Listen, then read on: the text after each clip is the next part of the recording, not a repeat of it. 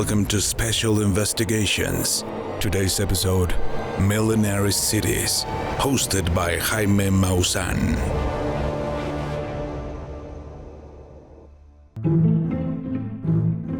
According to legend, Teotihuacan is the city where men become gods.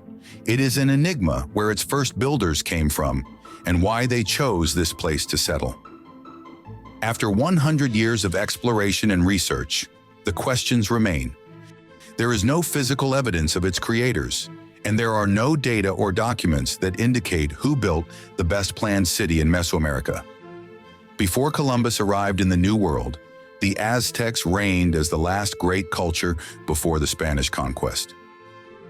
As they venture south, they make a stunning discovery: giant pyramids, the remains of an enormous ancient city, completely abandoned, a ghost town. The Aztecs were certain only the gods could have built this place. They called it Teotihuacan, the city of the gods. Hundreds of years later, the Aztecs' question remains unanswered. Who built this magnificent city? There are only legends rooted in the past, dating back 2,000 years, that explains what happened, which have been slowly disappearing. But the research continues. Scientists around the world have been given the task of finding the origin of the extraordinary city of Teotihuacan, the so-called Great City of the Gods.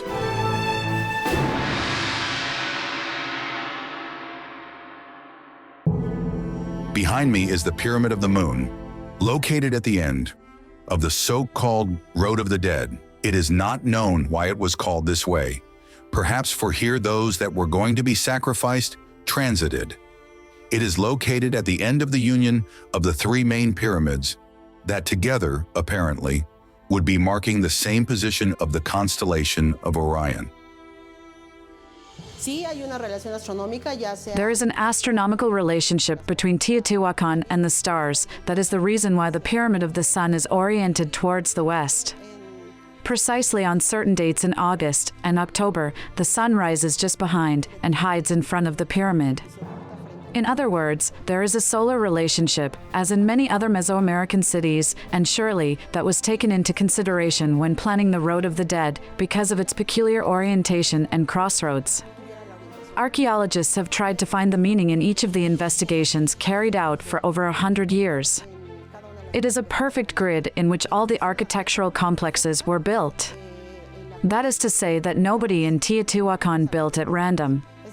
First, the streets were laid out, then the drainage system, taking in consideration where the water supply was going to come from, and then the houses were built.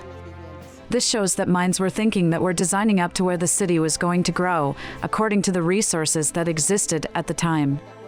Even today, we continue using all its drainage systems, and the city does not flood.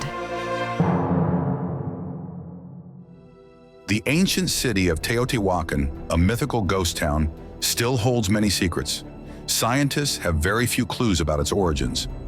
Still, the legends left behind by the Aztecs, the last empire of the Americas, offer a detailed explanation, shedding light on this mysterious city. The Aztec Genesis, awe-inspiring in its narration, unveils a legend that delves into the origin of the sacred city of Teotihuacan. It unfolds the story of the giant pyramids, erected in honor of the sun and the moon, and the plumed serpent, a mythical figure 2 millennia ago. The rich tapestry of legends, traditions, and cultural heritage of the Aztecs was preserved for future generations by the pen of Spanish friar Geronimo de Mendieta. As the official chronicler of the last empire of the Americas, after the Spanish conquest in the 16th century, his task was to listen to and write their narratives and legends. De Mendieta narrates that the Aztecs came from further north, from a place called Aztlan, located in the region called Chicamaztoc, which according to legend, included an enormous cave with 7 caverns, and in each of these caverns, a different tribe lived. The legend speaks of an enormous dagger descending from the sky, impacting the planet with tremors and earthquakes. A giant dagger made of stone, from which 1,600 gods descended. These gods, the legend tells, were the ones that built Teotihuacan, and their divine intervention made it possible for the Aztecs to form a vast empire. The gods mentioned in the Genesis reached out to all 7 tribes living in the caverns, one of which was the Aztecs. Mendieta explained that all 7 tribes were taking shelter from a giant flood sent by the last sun god. The gods invited them out, offering a chance to emerge to a new life, a new time, and assuring them that it was time to populate the world with a prosperous future. The offer included becoming the children of the new sun god, the 5th sun, according to the legend. The Aztec chronicler narrates that the buildings, pyramids, and roads built by the newly arrived gods were for the tribes to enjoy after they were rescued from the caves.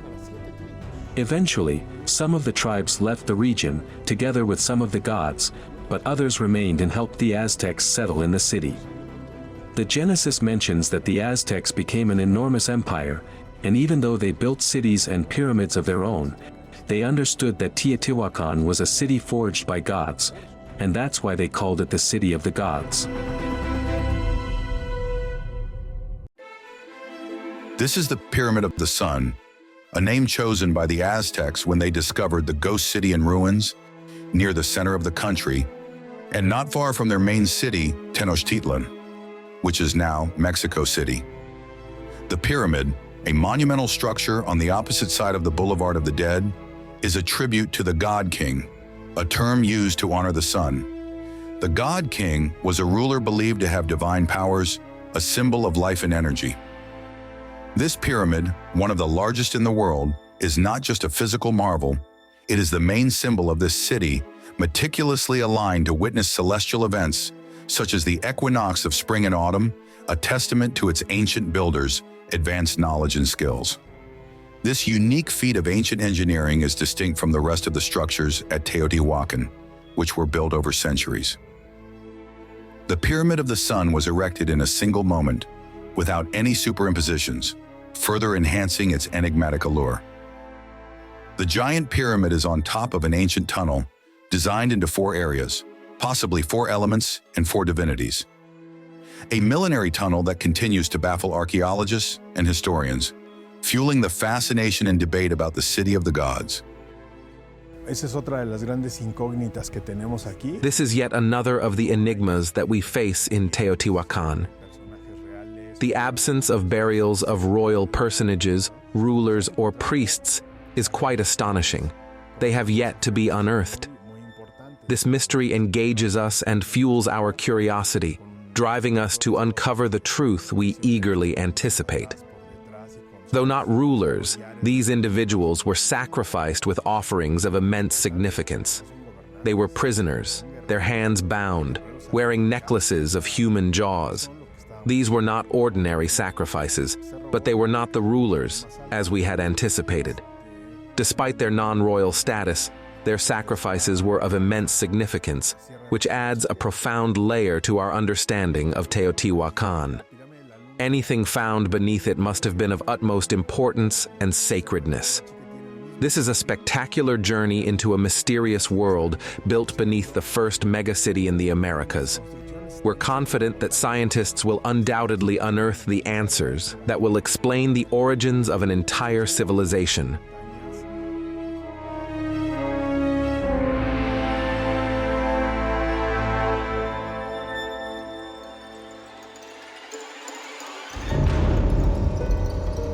The Pyramid of the Feathered Serpent, also known as the Temple of Quetzalcoatl, is a marvel located inside the citadel, and it is the 3rd largest pyramid in the city. What sets it apart are the abundant stone reliefs and 3-dimensional sculptures that once adorned all its sides, a unique feature that has captivated historians and archaeologists alike.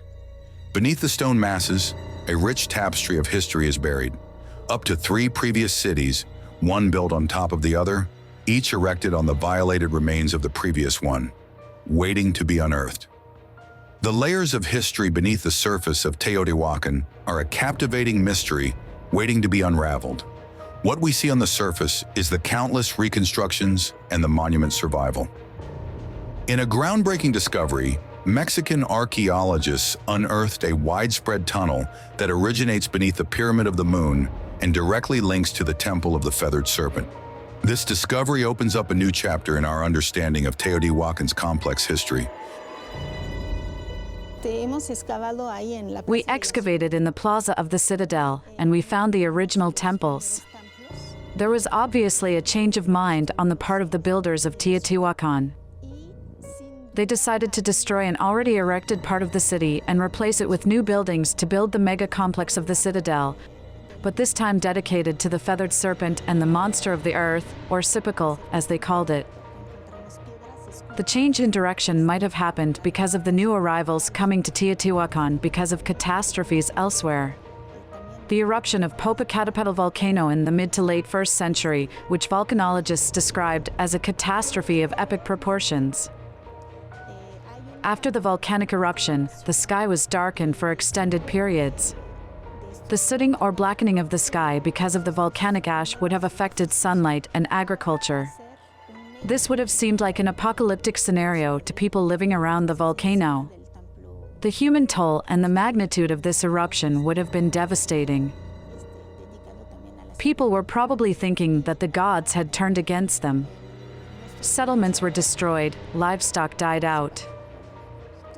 The very air and soil became toxic from volcanic fallout. The people were forced to move north as fast as they could. They found refuge in a valley and settled in Teotihuacan.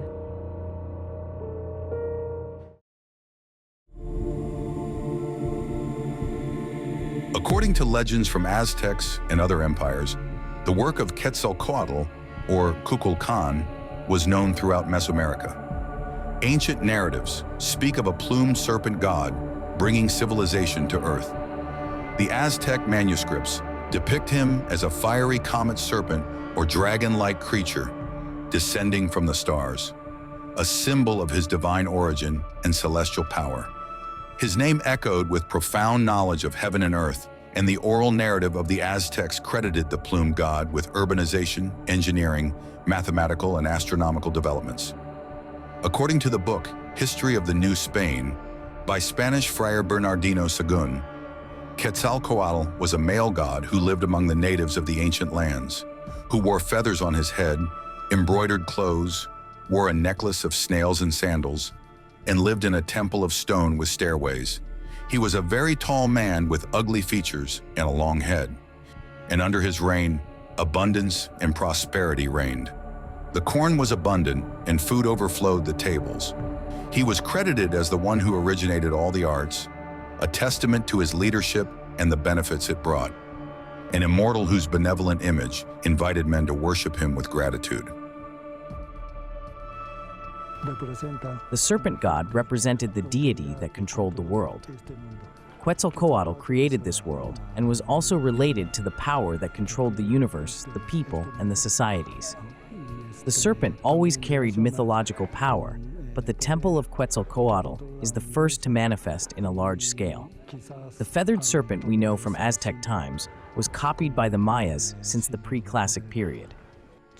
There are serpents throughout, but not necessarily feathered serpents.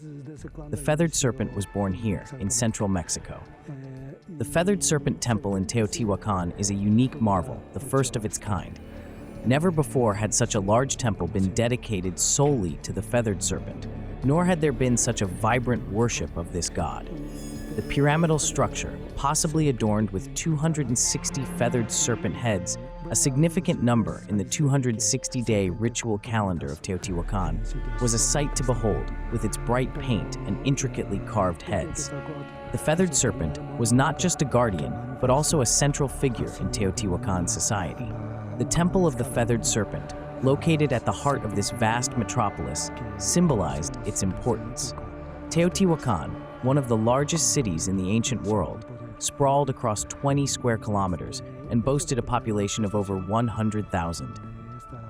The Serpent's Temple was so crucial that it was enclosed by a citadel of walls over 7 meters high and had only a single entrance, making it easy to defend.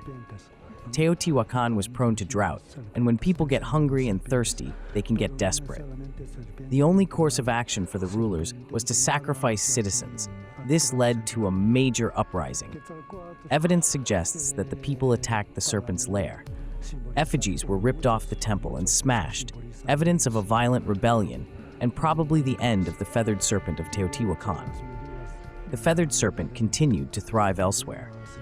Images of Mesoamerican cultures, all founded after Teotihuacan, like Chichen Itza, Xochicalco, and the great temple of the Aztecs in Tenochtitlan, have the feathered serpent as the main deity. However, Venus plays a significant role in the popular Aztec myth of Quetzalcoatl. In the 16th century, Venus was believed to have possessed a comet-like tail, and its orbit brought the planet into a celestial confrontation with Earth.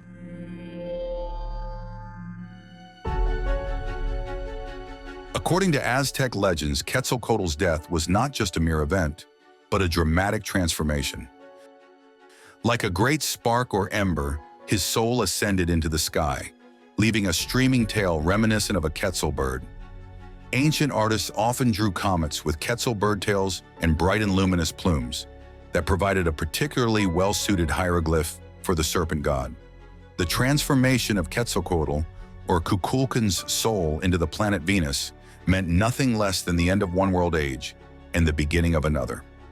The serpent god, the creator of everything and ruler of Teotihuacan, gave its inhabitants the astronomical calendars and the secrets inner workings of the solar system, reflected in the strategic positioning of the different pyramids and buildings within the city.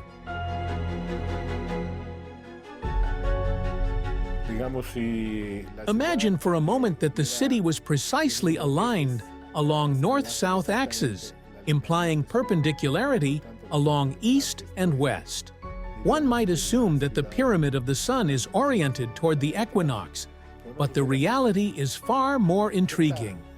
This plot of perpendicular lines between them is rotated, which means that Teotihuacan is rotated more or less 15 degrees and a half, which is in the sense of the movement of the hands of the clock.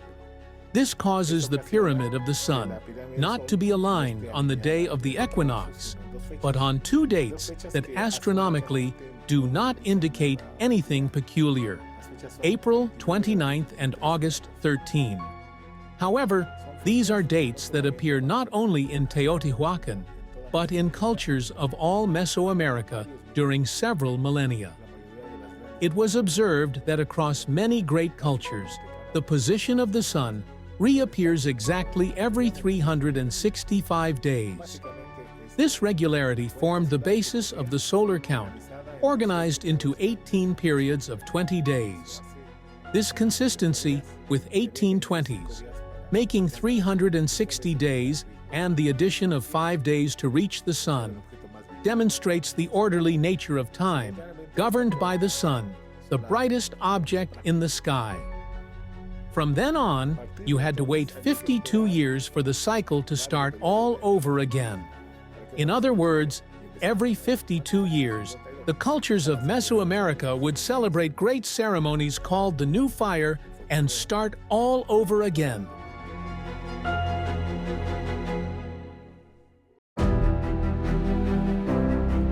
In 1976, the American engineer Hugh Harleston, a mathematician and geodesist, accumulated the eminent figure of 1 million measurements, specific to the monuments of ancestral Teotihuacan. His work was arduous for 30 years, and his conclusions were more than extraordinary. He found the entire city, in its visible composition, was an astronomical calendar, but not only of the Earth, but of the entire solar system. Every movement and structure of the system was reflected in the dimensions of Teotihuacan. The work of Harleston supported that the creators of the city, whether they were gods or men, knew the entire solar system in detail. The monuments were implicit references of this vast knowledge. Harleston's measurements went so far that he discovered the unit of measurement in which the city was laid out. The standard Teotihuacan unit is equivalent to 1.059 meters. Harleston found that the orientation of the great city of Teotihuacan is set towards the constellation of the Pleiades.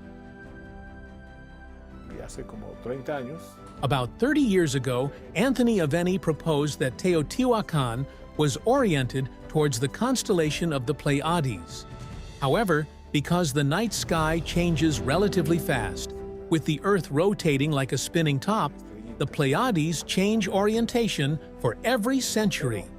Imagine standing 2,000 years ago, gazing along the east-west axis of Teotihuacan at the precise time of year when the Pleiades would have been seen setting over the mountains.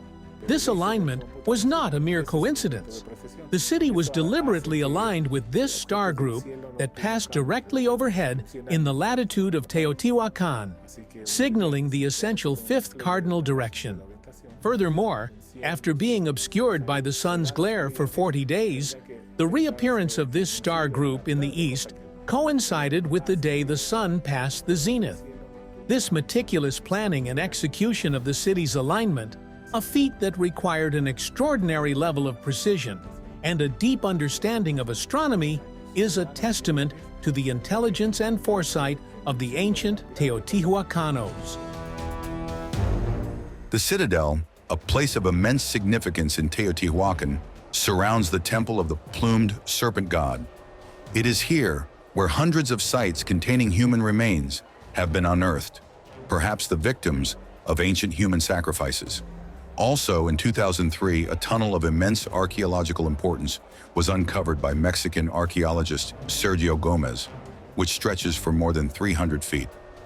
Thousands of objects have been unearthed, providing an insight into their perspective of the underworld. It is believed that only the privileged, such as the great priests, had access to this underground world, and it was assumed that the tunnel would reveal the remains of the leaders and builders of Teotihuacan. However, after 2 decades, they are yet to be discovered.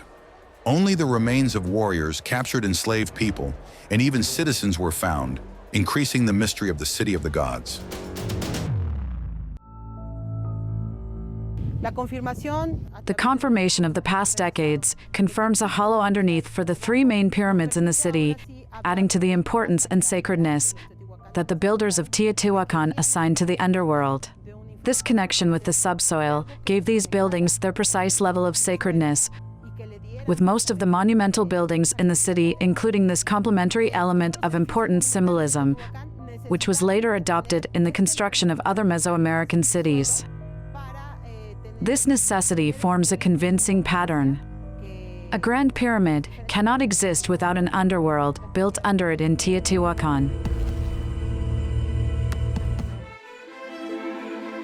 In 1984, the Central Intelligence Agency of the United States discovered a very suggestive clue about a possible connection between Mars and Earth. After a study of the use of human beings with psychic abilities, demonstrated under arduous hypnotic regression tests, the CIA conformed a detailed report that remained classified as super secret for 40 years. In 2017, the study was declassified, becoming a public consultation document.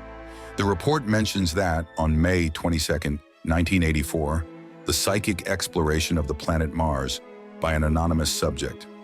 This person stated that he arrived telepathically at a desert site where very tall and ancient buildings were constructed, which reminded him of pyramids and obelisks back on Earth. The anonymous subject explained that he had a connection with the beings on the Red Planet, who told him that they were dying and that their lives were in danger. According to the source, the beings mentioned their planet was destroyed when a comet impacted its surface. The report mentions that they lived underground, especially when sandstorms attacked violently, and they took refuge in galleries built inside the pyramids. There does not seem to be anybody in control of the process that's going on right now. This is activists. This is people like you getting the word out. It's people like me. There are a very small number of people who are credible, who've told me things that cause me to think there's a possibility that something like that exists. What I believe is the public deserves to know, and they deserve the facts. And that's what this is about, is trying to bring out the facts and the truth. And I think that's something that people of good faith on both sides can agree to. In 1972, the North American orbiters Mariner 9, Viking 1 and Viking 2 captured geological anomalies on the Red Planet in the Elysium Quadrangle. This unexpected discovery sparked curiosity and intrigue in the scientific community. These anomalies were reported in the scientific journal Icarus of the same year. The article mentions that pyramidal and triangular structures were found on the surface of Mars. This article went unnoticed until years later, when astronomer Carl Sagan from Cornell University commented that the images taken by the probes show that the enormous pyramidal structures, with 2 miles at the base and up to a mile high, were much larger than the ones in Egypt or Mexico.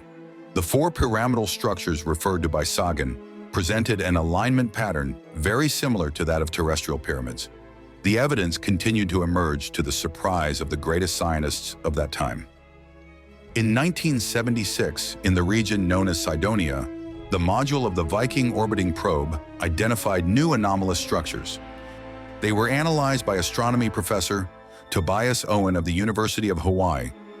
Owen mentioned the landscape was about the size of London, and it was too clever to be the product of a random process. Owen suggested that the Mars anomalies might have been magnificent monuments in ruins on the surface of the red planet. To his surprise, it was quite a coincidence that the extension of 30 miles corresponded to those of the ancient city of Teotihuacan.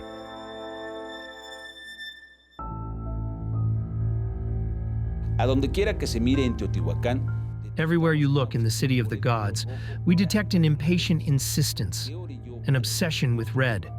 What led the ancient Teotihuacans to cover the entire city in an artificially red hue? The origin of the city's red obsession may lie in the mysterious death disk. This archaeological effigy, carved in andesite, depicts a fleshless skull painted entirely in rust red, the sacred color of Teotihuacan. The death disk is a unique archaeological find. Discovered buried and broken near the Pyramid of the Sun, it bears missing pieces that were never recovered. Studies indicate it was crafted around the year 400, yet its style and material differ from other Teotihuacan sculptures of the time. Specialists argue that this disc was manufactured by the Aztec civilization since it has characteristic symbology of this people, such as the tongue and the folded glow. However, ancient Aztec legend speaks of a foreign character that came from the sky, which translates as the great red star that shines. The legend mentions that a red star full of life shone in the sky, illuminating the earth, which a powerful sun took away its face and left it like this, fleshless but still shining.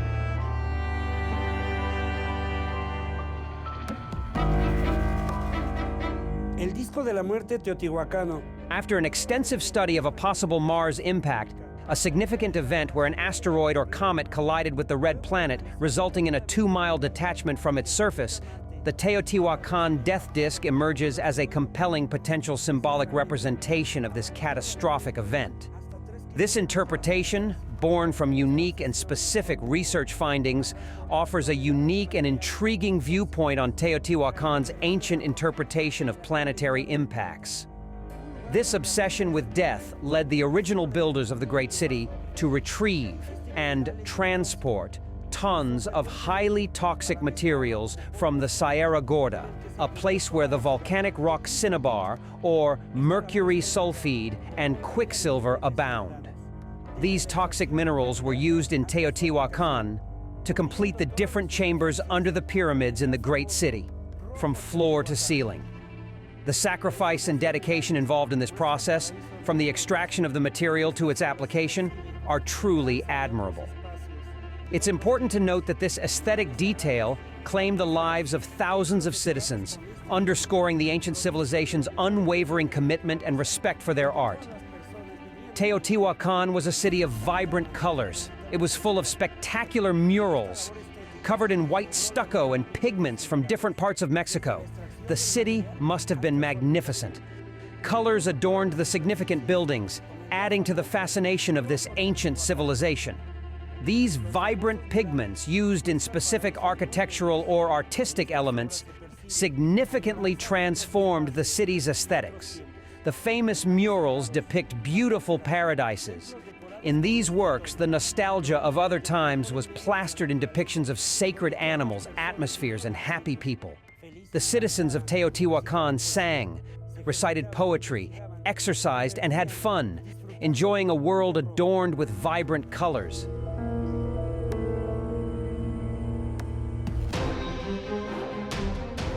Teotihuacan, the city of the gods, collapsed around 650 AD. Its natural inhabitants, more than 125,000 people, disappeared without a trace. Researchers have unearthed evidence of a catastrophic fire that consumed Teotihuacan in a single night. The origin of this fire, which reached temperatures exceeding 1,000 degrees, capable of melting rock, remains a puzzle. This enigmatic event, shrouded in mystery, intrigues and challenges the most astute minds in archaeology. The traces of this unprecedented inferno that engulfed various sectors of the city indicate that Teotihuacan faced a violent fall, an accurate attack that disintegrated its society. The scale of destruction, comparable to a volcanic phenomenon which left behind a city in ruins, is genuinely astonishing. The intense fire left marks on strategic sites in the city, a testament to the calculated nature of the attack. The secret of the end of the most fantastic city of Mesoamerica, the cradle of knowledge and power and home of the plumed serpent god, is still hidden under the ashes. Our journey led us to Cuzco, a city shrouded in ancient mysteries. It was built upon the enigmatic remains of the Inca city known as Cusco, which, according to the Incas themselves, was already there when they arrived, about 400 years before Christ. The method of joining the large stones, some weighing more than 100 tons, is a technique of unparalleled mystery and wonder, yet to be fully understood. The stone of the 12 angles, with its 12 distinct faces, stands as a testament to the extraordinary artistry employed by the inhabitants of Cusco. This ancient technology, without using the wheel or metal tools, continues to elude our understanding. En los libros de historia se dice, in history books, it is said that Sacsayhuaman was finished in 1500, but no one seemed to know how and who built the original walls. Could it be that the Incas were not the original builders, as Spanish chroniclers, such as Garcilaso de la Vega, mistakenly believed? If the builders were even older, then it is less likely that earlier civilizations had the knowledge and ability to build such large structures. However, there are some theories about how the stones were formed. Ancient local legends mention a liquid derived from plants that could soften rocks. Explorers, such as legendary Hiram Bragum, who rediscovered Machu Picchu, brought back tales of the substance. In addition, Jorge Lira, a Catholic priest in 1883, said that he was able to recreate the softening of the stones, but could not find a way to make them hard again. Interestingly, some of the marks on the stones closely resemble that of modern-day concrete, indicating that it was molded or scraped into shape. This similarity raises intriguing questions about the methods and technology used by ancient civilizations in Peru, suggesting that they might have had more advanced construction techniques than previously believed. But how did they manage such extremely precision-fitting workmanship with stones weighing as much as the Statue of Liberty without evidence of modern technology? The explanation often given is that the builders would chip a stone, see how it fit, lift it again, keep chipping and lifting, and so on.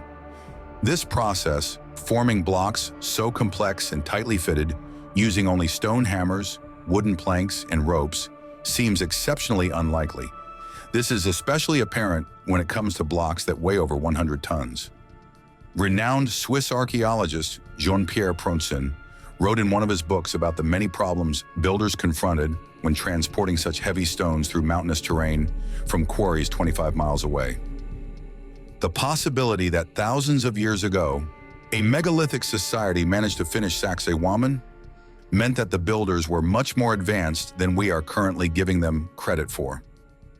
Sacsayhuaman shows proof that an ancient culture could transport enormous stones for several miles and build polygonal, megalithic walls with limited resources, using a force of approximately 20,000 men. These enormous blocks, adorned with intriguing carvings, have long puzzled the world's scientific community. The precision of their placement, leaving no room for even a sliver of paper, remains a mystery that defies explanation. Sacsayhuaman, a monument to the Inca civilization's greatness, stands as one of its most magnificent temples, a beacon of achievement and innovation that endured until the Spanish conquest in the 16th century. Sacsayhuaman is known to have been the site of a fierce and bloody battle between the invading Spanish and the ruling Inca in 1536.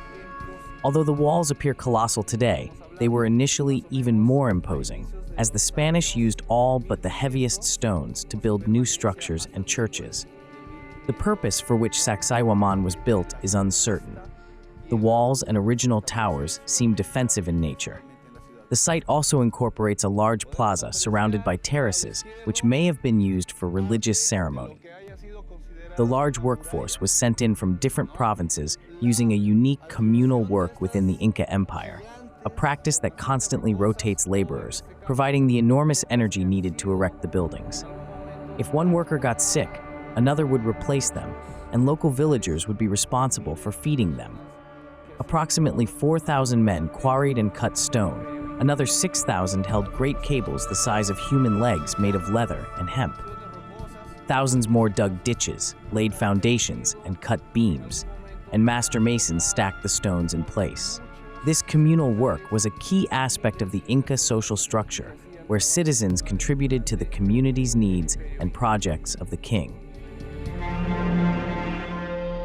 While the experts clearly state that one of the Inca kingdoms was responsible for constructing Sacsayhuaman, the exact year and the identity of the king remain a mystery, adding to the intrigue of this ancient wonder. The masterminds behind Sacsayhuaman's construction did not rely solely on stone hammers or ropes. Their use of advanced techniques to achieve the precision needed is evident. The way the rocks were molded, curved, and even bent suggests a level of knowledge and skill that still intrigues us in modern times. The question is, who provided the ancient builders thousands of years ago with the necessary technology to build the oldest fortress in the kingdom of the Incas?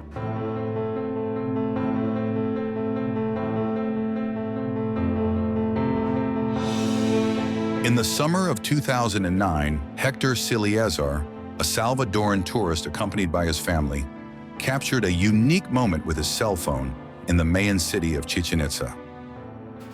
The photograph he took is no ordinary shot.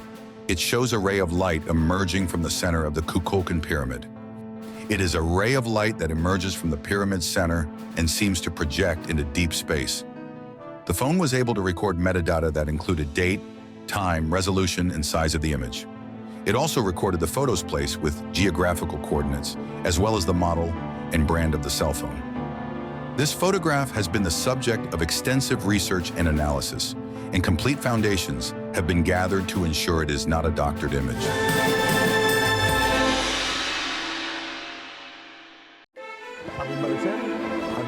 In a world where pictures can be digitally altered with just a few clicks, or even generated entirely from scratch by artificial intelligence, it is becoming ever harder to trust what our eyes see. The techniques used to manipulate images are so sophisticated that we have entered the era of the hyper-realistic fake. Such images can lead to the spread of misinformation and could even influence public opinion such as this. Abnormal lighting is often a giveaway that a photograph has been altered. For example, the light source will usually be reflected in their eyes. If the size and color don't match the location, then you might have cause to be suspicious. However, 3 consistent details make me deduce that the photo was not manipulated, reinforcing its authenticity. The first is that it was shot as a sequence. The second is that it is shot using a very fast shutter. And the third is that the sequence comes within seconds, indicating a normal, family-friendly process. From a technical standpoint, when analyzing the programs as we usually do, it does not seem to me like a fake photo. The person who took it can say he took something out of this world. Embedded within the digital image code, metadata serves as a reliable indicator of a photo's authenticity. Timestamps, for instance, are concrete evidence being recorded each time a digital camera captures an image. This metadata is securely stored within each image file. Every digital camera sensor leaves a kind of fingerprint on pictures.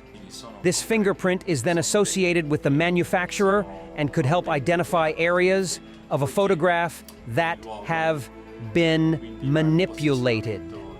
In our case, the photograph of the pyramid we analyzed is a perfect example of this validation. The metadata is not just congruent, it is precise. The coordinates, 20 degrees north and 88 degrees west, align with the area of Chichen Itza in Yucatan, the Mayan complex where the pyramid of Kukulkan is located, with remarkable accuracy. The Silieza family on vacation in Chichen Itza pointed out that Hector framed the pyramid of Kukulkan from the esplanade inside the ball court, having no idea what would happen next. With his cell phone in hand, he took 3 pyramid images. He then invited his daughters to pose, capturing 2 more photographs. 19 seconds later, he flipped the shutter again and captured a picture showing a pulse of light emanating from the top of the Mayan pyramid. This was a moment the entire family was part of, making them integral to this extraordinary discovery. We traveled from El Salvador to Mexico for a vacation. I can still feel the heavy rain pelting down, accompanied by the crackling of severe lightning. We were drenched, but at that moment we were also capturing the beauty of the girls standing in front of the pyramid. Hector, our photography enthusiast, was patiently waiting for the perfect moment to capture the lightning behind the girls and the pyramid. After several attempts, we noticed something unusual in the digital photo. A strange light seemed to be emanating from the pyramid. I had no words for it. I was really surprised once Hector showed it to me. It was very strange. Where did this come from? Because we never saw an obvious light like that at any time from the top of the pyramid. After I took the picture, I was overwhelmed with surprise and excitement. I wanted to show it to everyone around me. Spotting a group of Mayans nearby, engaged in prayer, I decided to wait until they finished and then show them the screen. When they saw the screen, they all agreed that the image was a representation of my heritage. The families and ancestry, in a moment of pure emotion, revealed themselves to me as a beam of light connecting earth with the sky. This moment touched me deeply. I knew we had captured something truly extraordinary. It was a matter of being in the right place at the right time, and that's why I felt compelled to share it with the world. Through meticulous analysis and testimonies, the experts concluded that the image was not manipulated or superimposed. This photograph is a testament and perhaps proof that pyramids are conductors of energy into outer space, providing a solid foundation for this extraordinary discovery.